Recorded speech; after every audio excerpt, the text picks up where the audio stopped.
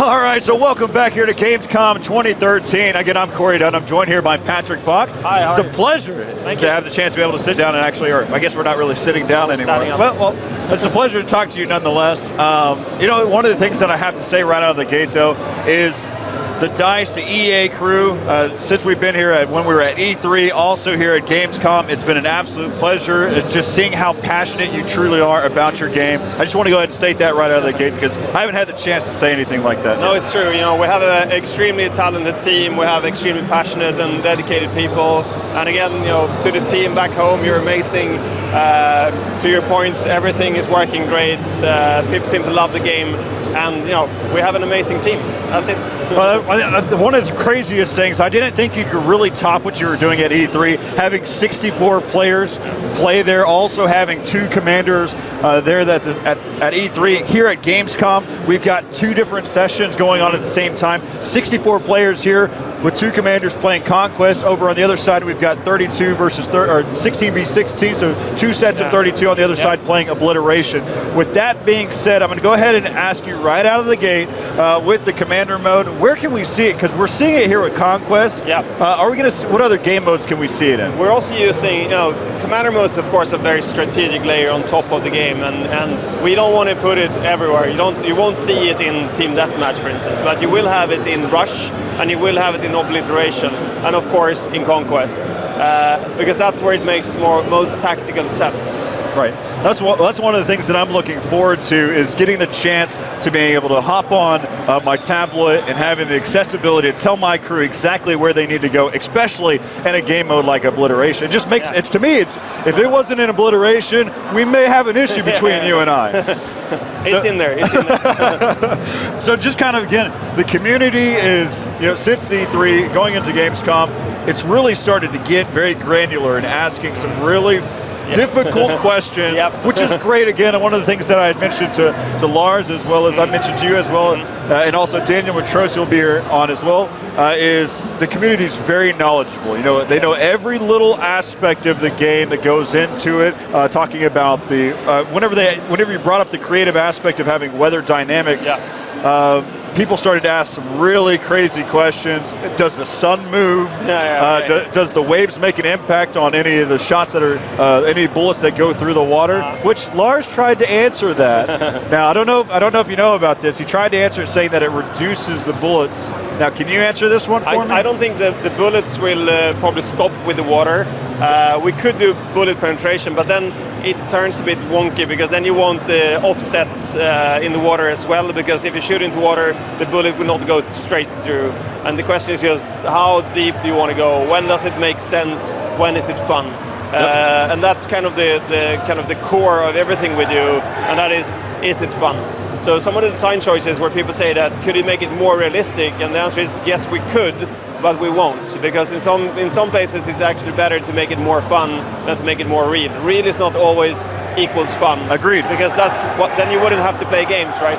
Well, there's some game modes some games that are out there. For instance, racing games. I know it's not relevant here to our shooters, but some racing games where it's too extreme, where I'm just I want to drive at an arcade style, but that's besides the fact, okay, we'll get back to Battlefield. But some of the questions also, I mean, we've shown off Levolution there with Siege of Shanghai. Here with Paracel Storm, we're showing off Levolution, showing the shipwreck there into Firebase Island. Are we going to expect seeing Levolution on all maps, including those that are coming in for premium? Absolutely. The goal for us is not to have like just a few maps having this feature set or this concept applied on it. The goal is to have all maps having the concept of Levolution on them. It's more than the set piece events, as you've seen. It's about all the things that are dynamic on the maps and how they work together. And then you want some unique things that are unique to each map.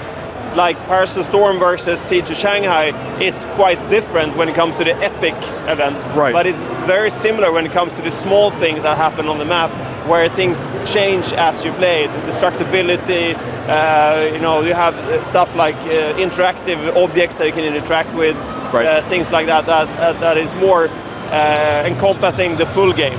And then you have these epic events that are more unique to each map.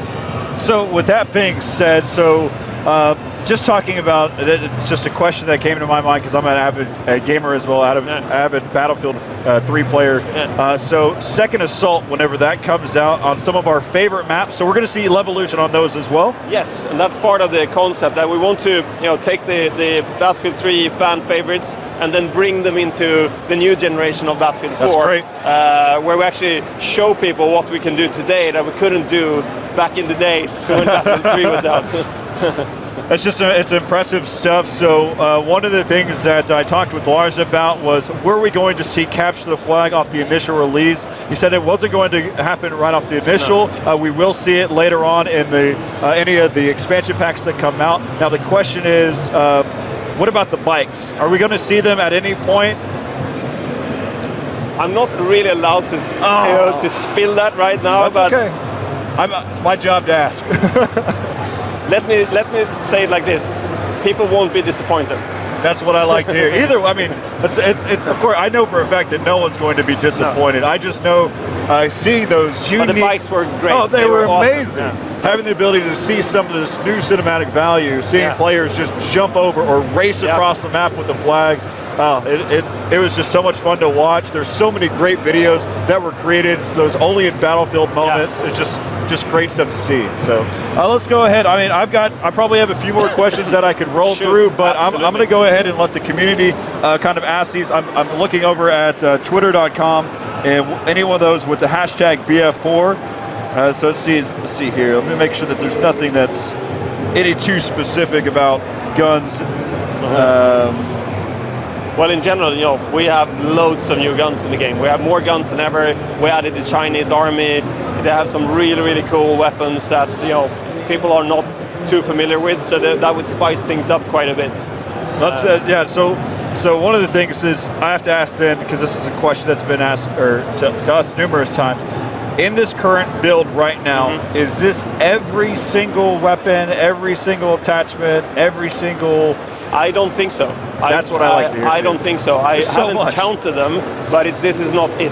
There will be more. And in general, you can see in the game now that it's quite a lot.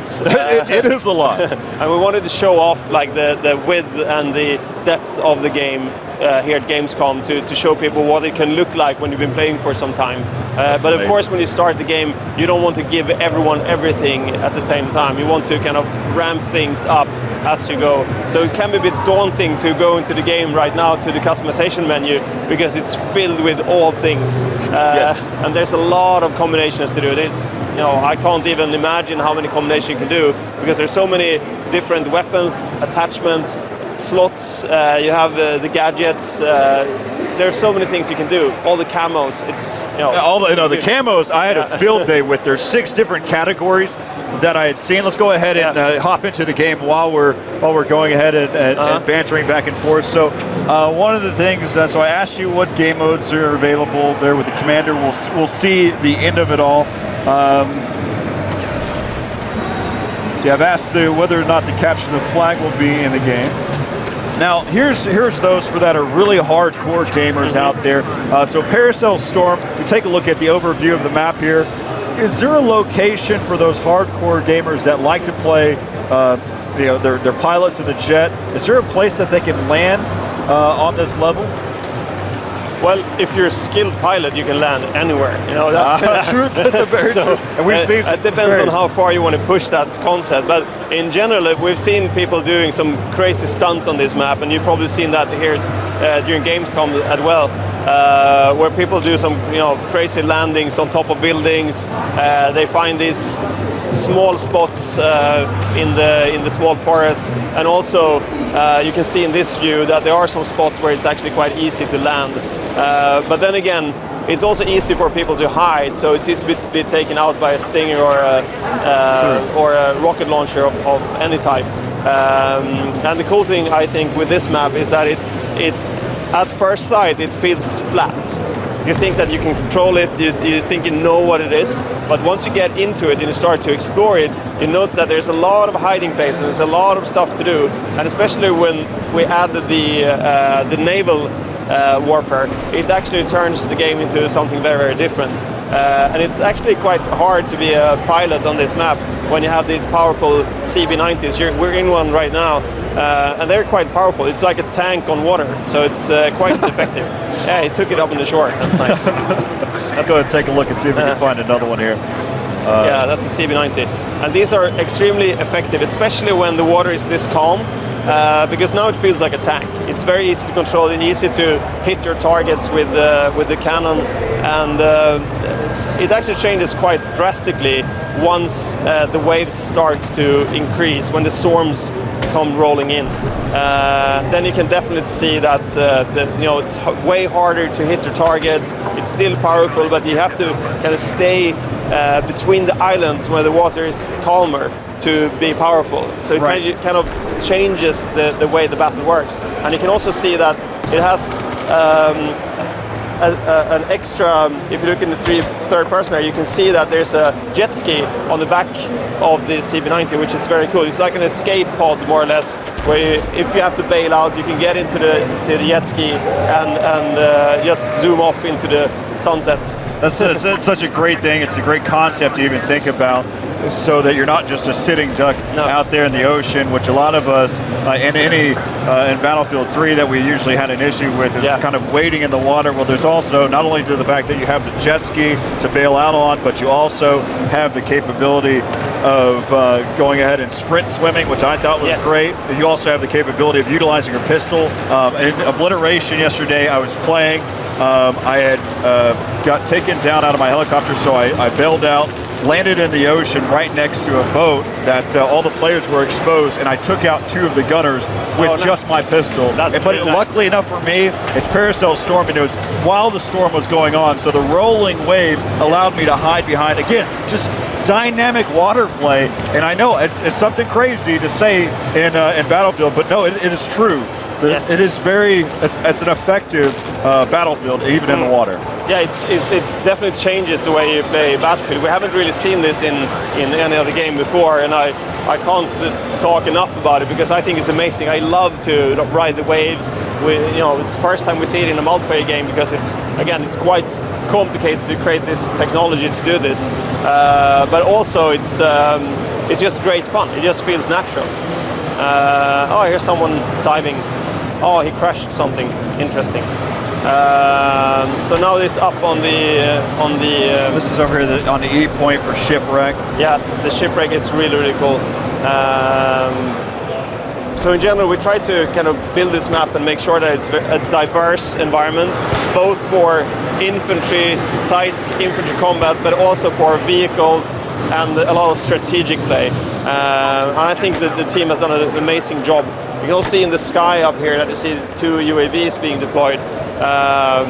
And that's probably the commander deploying a UAV, helping the team to get a better view of the battle. Some of the players that were wondering too, do I have to click deploy, or can I double click on the location? So if it's your squad, or if it's a location, a point that you want to go to, you can just double click right onto the player and hop right in. Hop right in. That applies both to the spawn screen, but also here when we see the spectator mode. I love it. We try to utilize all the PC features as much as possible for the PC, and do the same with the consoles. Take a look right now and see what we've got so far. So again, this is where you can see that the storm is starting to pick up earlier. I mean, this was just moments ago where this ocean wasn't as it's not calm anymore. Let's just say that. So I mean, look at how big these waves really are. I mean, just showing how much they truly roll and how much of an effect they make into the game. One of the things too is, I mean, utilizing a jet ski in these waters is actually great. Now, trying to go over the top of one of these waves, pretty difficult, but utilizing them as trenches, it's so effective. Yeah, it's when we started to talk about this, we imagined like the tank battles that we've had for some time, when you roll over these dunes and you have these epic tank battles with dunes that you hide in, and you have this hide and seek moment with both tanks and smaller vehicles. And then we started to imagine, what would it be like to have this happening with rolling waves? Oh, it's breaking free. Okay, someone is desperately trying to shoot down the ship. So the ship is broken off now. and it will come barging into the shore. Yes, there will be some surprised people very soon. And actually, we talked to some people about this as well, and there's quite a few after the press event. They actually thought that this was a cutscene, and this only happened as a set-piece cutscene. So they got quite surprised when they saw this happening in real time during the gameplay. I was talking with Golden Boy before we started the show, and one of the things that I had mentioned to him, Alex, I can't believe that we've gotten to a point where we can get into gaming, just gaming in general, to see worlds like this that look super realistic, and just, again, look at the trees, everything three-dimensional. We're not using sprites anymore. That we have to. It's just amazing that we've gotten to this point in gaming. So let's go ahead and answer a couple more questions. So I had answered actually a quick question about commander mode and having the ability to accept and deny requests using the communication rows. So let's see here. I'm asked this question. I haven't read it yet. So bear with me. In general, you can just touch upon that. And the goal is to, of course, having the commander help the squads giving orders, and then having squads accepting those orders to send them further down the chain of command. So the goal is to give the right tools to both the commanders and also the squad leaders to do well. And the more you play as a team, the more rewards you should get. And of course, that will not prevent you from being a great lone wolf, but it will help you and your team to win the match. So one of the questions here says, rumor has it that grenades and RPG wasn't resupplyable by support ammo bags anymore, and only through supply drops. True or false? That sounds like a false rumor. That's what I'm thinking too. Someone back home has done a very drastic recent change that they haven't told me about. But I would be surprised if you could not resupply through the normal ammo bags and only through the supply drops. That would be very surprising news to me. I think it's important for people to understand that we're not done with the game. This is still alpha software that we're looking at. So we are actually using Gamescom and all the events to actually get feedback on things and see if we can, before we ship the game, make it even better. So we're still, on the fence on some things, while other things are completely locked since months ago.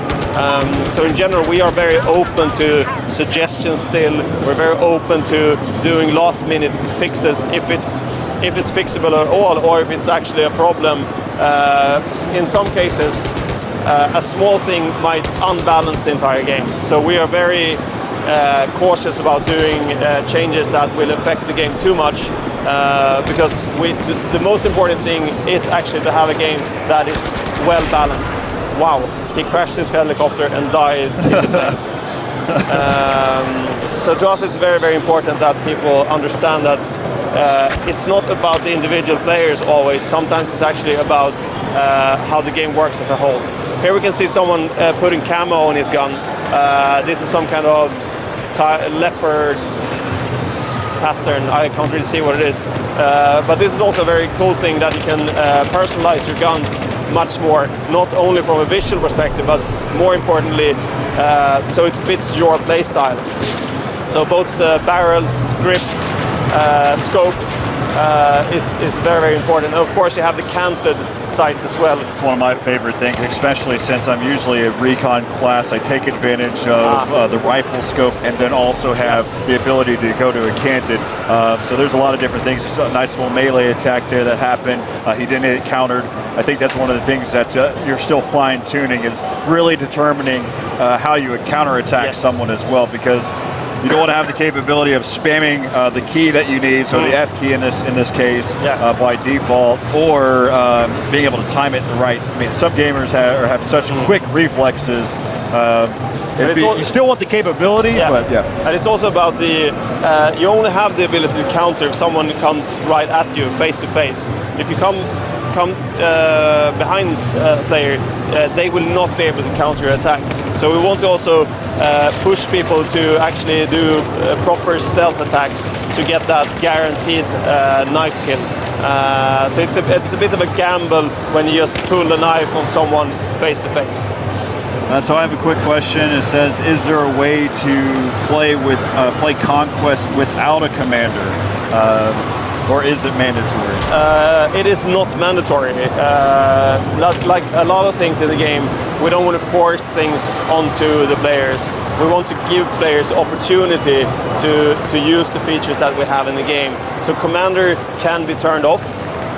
You have server settings to do that, but we think most players will actually have Commander being on because they will see the benefits of having a Commander. But if you don't like it, they just turn it off. Yeah, so again, just kind of talking about all the different things that you could do, I still think, so there's one of the things that we're seeing on the weapon as well. We're seeing that Russian emblem. Is that going to be something that is going to be customizable, that I can create my own tag, my squad, my platoons? Yes. Logo? Yeah. You have a what we call an emblem that you can put, you have a personal emblem, so you design it much like you design the platoon emblems in Battlefield 3, and then that gets attached to not only your gun but also to vehicles. So when you jump into a vehicle, you can make it look very personal by having an emblem that you create yourself, but also then pick your own camo. So vehicles will actually look and feel quite different and very personal this time around. So a quick question, is the gunship still have the capability of being a paradrop as well? Yes, right now, yes. Okay. And then we'll go and ask a quick rule as well. There's been a lot of questions about having the capability of customizing your HUD, what you see on the screen. For those that are not huge hardcore gamers, the HUD is basically everything that you see on your screen, the mini-map, your ammo, all all those different types of things. Are we going to have the ability to hide and show different items? Yes, there will be some customizable elements, of course. Not all of it. It won't be super detailed, but there will be some elements that you customize. I think the biggest thing that we've done is that you can actually scale the size of the HUD. So in BF3, I think we only had one size, and I think that was a bit too big, to be honest. Most PC players want to minimize the screen space it takes up. So instead of having elements removed, we actually scale it so it just gets smaller. So you can make it very, very tight and very, very small and very peripheral compared to the HUD you had in BF3. All right, so I don't know how to ask this question. I don't have the full details, but I'm going to ask it. If we don't know, then we'll move on. There's been mention on Reddit numerous times as well about classic mode, having the ability to again, I don't have all the full details. I apologize for even trying to ask it, but you can, again, for Reddit, I'm making an attempt there. We will still have the hardcore mode that we had in BF3, which is more or less a multiplier that makes the game a bit more snappy and visceral. It's, you die faster, it's easier to take people down. It just increases the speed of the game in general, and it makes the game quite hard for everyone. But some people love to play in that mode where it's a bit more instant, so to speak. I found myself hopping into a hardcore game or two. So my last question to you is about voice over IP, communicating with your teammates. Are we going to see that in game? Yes, absolutely. We've been spending a lot of time trying to get that right. So we have a big push on making that work, and it will be in for launch. So there's a little different. I'm going to ask you some really kind of critical things about that. So is it all of my teammates can hear it, or is it within my squad? The focus is within the squad, rather than focus on the team, because the problem we're seeing is that if you have 64 players of where 32 is in the same team, and you have one yappy guy, that yappy guy, talking to everyone at the same time, they will just turn the feature off. So we wanted to focus on the squad and the communication between the squad and the commander. So there will be ways of voice communicating in those layers. All right, so last sub-question of my last question. So can my opponent hear me in a distance? So if I'm making a call saying I see two just around the corner, will they be able to hear my voice over? No. Okay. just trying to get all the questions out there that I can think of about any type of communication. Thanks for dodging all the bullets here. I appreciate it. We're hopping on. Do you have any last things that you want to say? No, I'm very happy of being here at Gamescom. I think it's we had a great show. We have, I think, more than 150 machines here, showing all types of game modes and showing off Paracel Storm. The team back home made a amazing effort to get things to where it is. We still have work to do when we get back home. So please give us feedback on everything, and we will make sure to deliver the best game we ever delivered. Patrick Bach, I appreciate it. Thanks for hopping on here with me. And those of you, you got to thank Patrick for answering a lot of our questions here in the community. Again, send out to your social media, also on Twitch chat, even on Reddit, Twitter, what have you. We're answering all questions that we can think of. We're looking into the games ourselves. So stick around. We still have so much more to come here at Gamescom 2013. Patrick Bach, thank you very much. Thank you. And we'll be back after the break.